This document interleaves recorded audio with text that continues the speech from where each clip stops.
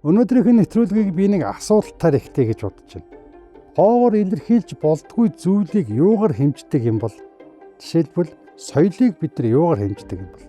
Бидний сүүлийн жилүүдэд соёлын хэмжээ маань дээшилсэн болоо доошилсон болов? Миний л харж байгаагаар бол бид нар улам доошилсон. Бид нар бие биентэйгээ хилцэх биш хэрэлддэг болсон. Бие биентэйгээ ярилцах биш хараалцдаг болсон гэж надад бодогдоод байна. Тэгэхээр зэрэг энэ талаар өнөөдөр ярилцахаар бэлтгэлээ. Соёл гэдэг нь хүн төрлөختний бүтээсэн бүх зүйл буюу бидний өглөө босоод орой унтах хүртэлх бүхий л үйлдэлийг чиглүүлж байдаг бичигдээгүй дүрм амьдрах хэм маягийн цогц нэгдэл юм а. Урлаг бол соёл хэмээх авраг том далайн ердөө нэгэхэн хэсэг бөгөөд тухайн нийгмийн үнэт зүйл мэдрэмжийг илэрхийлэгч дуу хоолой юм. Соёл нь бидний өдөр тутмын идэх хоол, өмсөх хувцас, бусадтай харилцах харилцааг тодорхойлдог бол урлаг нь тэрхүү амьдралыг илүү гоо зүйтэй, утга учиртай болгож цаг хугацааны явцад түүхийг баримтжуулан үлдээдэг тойл болдог байна. Өнөөдөр манай нийгэм бухимдал уур хилэнгээр буцалж байгаа нь бидний соёлын хэм хэмжээ бүр мөсөн унсны илрэл.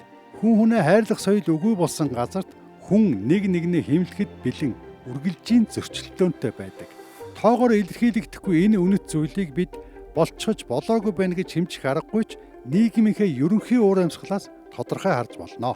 Хүн бүрт уурлах, бухимдах үе байдагт соёлтой хүн хичнээх муудалцсан ч хэлсэн үгэндээ цензуур тавьдаг. Соёлтой байна гэдэг нь ерөөсөө л хаана очиж зогсох, хизээ дуугаа хураах, юуг ярих, юу ярихгүй байх вэ гэдэг зааг хязгаараа мэдхийг хэлнэ. Бусдад саад болохгүй амьдрах нь та хажууд байгаа өнөө хүн гэж хайрлаж, түүний эрхийг хүндэтгэж буй хамгийн наадзахын хэлбэр юм а. Энэхүү заагийг мэдэрч чадвал нийгмийн харилцаа илүү зөөлөн, хүнлэг болж ирнэ. Шинэ технологи нийгэмд маш хурдтай нэвтэрдэгч түүнийг зөв, зохистой хэрэглэх соёл буюу хэм хэмжээ тогтоход тодорхой цаг хугацаа шаарддаг. Бид хэрэглээгээр дэлхийн хөгжлөөс ерөөсөө дутаагүй.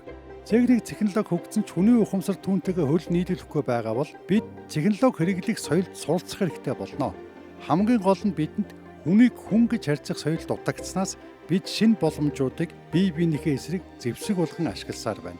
Жишээ нь гар утас анх манай нийгэмд нэтэрч байх үед хүмүүс олонний дунд чангаар ярих, хурал уулзалтын дундуур ярих, эсвэл бусдад саад болохоор чанга дуудахыг ашиглах зэрэг үйлдэлийг төгөөмөл гаргадаг байлаа. Энэ нь технологи шинэ байх үед түүнийг хэрхэн бусдад саад болохгүйгээр хэрэглэх тухай дундын тохиролцоо буюу соёл хараахан бүрлдэж амжаагүй илрэл байсан юм а.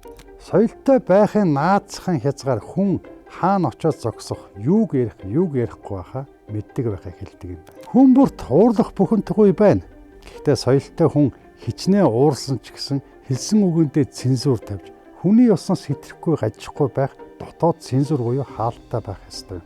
Хэрвээ хараалч гисэн очиод зогсох цэгтээ хүнд чанарын доод хязгаартай байж гэмээр үнийг нийгмийн харилцаа гинэ. Бид соёлын дархлаа гэж ярих дуртайч бидэнд үнэндээ дархлаа болоод гадны нөлөөг сөрөөд зогсох тийм зүйл байгаа билүү? Монголчууд бид нүүдлийн агуу соёлтой байсан ч өнгөрсөн нийгмийн үед тэрхүү амьдрах хэм маягийг бодлоготойгоор устгаж, оронд нь хамт олонж, урья лоозонлог соёлыг хүчээр суулгасан. Тэр нийгэм нурахад бид бариад авах суур үнэт зүйлгүй, онцлог шинжгүй хоосон хоцорсон нь өнөөдрийн нийгмийн задгаардыг тайлбарлана. Бид одоо тэрхүү хоосон орон зайг хүнийг хүн гэж хайрлах шин соёлоор нөхөх цаг болсон. Залуучууд гадны соёлд автлаа гэж шүүмжлэхээс илүүтэй бидэнд тэдний эсрэг зогсох Монгол хүний амьдрах хэм маяг гэх тодорхой үнэт зүйл байна уу гэдгийг асуух хэрэгтэй. Бид хуучин соёлоо алдаж шинийг бүтээж ядан буй энэ эмзэг үед нийгэмд бие авч явах соёл, ёс зүйн барьер арилж байгаа нь хамгийн том аюул болоод байна. Хүнлэг байх үнэт зүйл дээр тогтсон үндэсний амьдрах хэм маягийг бид яаралтай тодорхойлох ёстой. Бусдад саад болохгүйгээр амьдрах нь та хажууд байгаа хүнээ хүн гэж хайрлах, түүний эрхийг хүндэтгэж буй хамгийн наадсахын хэлбэр. Гудамжинд бусдад зам тавьж өгөхөөс ахуулаад олон нийтийн газар бусдын орон зайг хүндэтгэх нь хотын соёлын суур. Соёлтой хүн бусдын эрхчлөө эхэлж байгаа цагт өөрийнхөө эрхийг хязгаарлаж чаддаг юм а. Хамгийн гол нь энэ хэн нэгэн ухаантай дарган ажил биш. Харин бид бүгдээрээ энэ хамтынхаа амьдралыг бухимдалгүй амар тайван болгоход оролцох ёстой юм а. Бидний соёл хэрүүл биш хүндэтгэл, задгаарл биш зааг хязгаарлаар тогтож гэмээр бид жинхэнэ дархлаатай үндэстэн болж чадна. Хүн хүнээ хайрлах соёл нь гудамжинд зөв зогсохоос ахуулаад бусдыг сонсох, хүлээцтэй хандах хүртэлх бүх үйлдэлээр илэрнэ. Энэ нь зөвхөн үзүр үйлчлэгээ биш харин нийгмийн гишүүн бүрийн өдөр тутмын оролцоог шаардсан ажил юм а. Эцэст нь нэгтгэж үзвэл соёл гэдэг нь ерөөсөө л бусдад хамтран амьдрахдаа нэг нэгнийхээ эрх ашигыг хүндэтгэх дундын тохиролцоо юм а. Хайр бол зөвхөн мэдрэмж биш, харин бие биенийхээ эрх чөлөө, орон зайг хүндэтгэж буй үйлдэл дээр суурилсан соёл мөн. Хэрэг бид энэ тохиролцоонд хүрч чадвал нийгмийн харилцааны олон асуудал аяндаа шийдэгдэх юм. Өнөөдрийн бидний бие биедээ зэрлэг боломдоор хандаж байгаа. Үр хүүхэд арга гэрлүүнд дайрч байгаа. Мөн сошиалор шүүн доромжилж байгааг бид соёлтой амьдрал гэж хэлэх үү. Бид хэдийгээр үндэсний ууламжлал, Монгол ухаан гэж ярьдаг ч гэсэн өгдөөхөн тэр бие биенийгээ хайрладаг хайр, байгальд ханддаг тэр хандлагыг бид хаашаа хийчихсэн юм болоо. За ингээд эцэст нь соёл гэдэг бол хэн нэгэн хүн гаднаас бидэнд заадаг эсвэл авчирч өгдөг зүйл биш ээ. Бид амьдралынхаа туршид бий болгох тэр хэм маяг, хэм хэмжээ юм а. Анхаарал тавьсан танд баярлалаа.